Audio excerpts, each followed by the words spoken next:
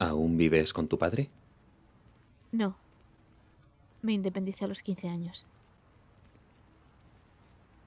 Debió costarte un rato. Si recuerdas a mi padre, ¿no?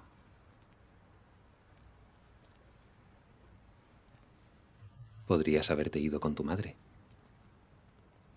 Ya tenía otra familia. Y yo sobraba. ¿Qué más da? Verás, si he vuelto a la ciudad es para hablar contigo. ¿Conmigo? ¿Por qué? Bueno. ¿Recuerdas mis lagunas mentales cuando éramos críos? Sí, claro. Pues alguno de esos recuerdos ha vuelto a mi mente y quería hablar contigo de uno de ellos en particular. Intentaré acordarme.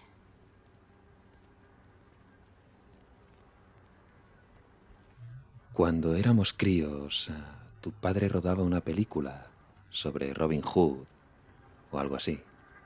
¿Qué quieres saber, Evan?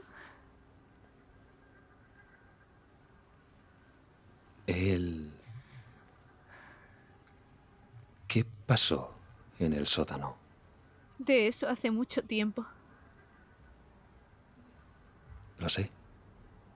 ¿Para eso te has desplazado hasta aquí? ¿Para hacer preguntas estúpidas sobre Robin Hood? ¡No! Creo que pudo pasar algo realmente grave. ¿Y esto tiene sentido?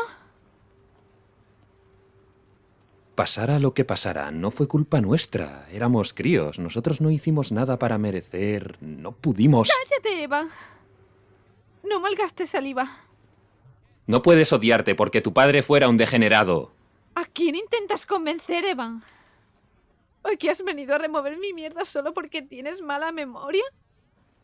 ¿Qué quieres? ¿Que me eche a llorar en tu regazo y te diga que todo va mejor ahora? ¡Que te jodan, Evan! Nada va mejor, ¿vale? Nunca nada va mejor.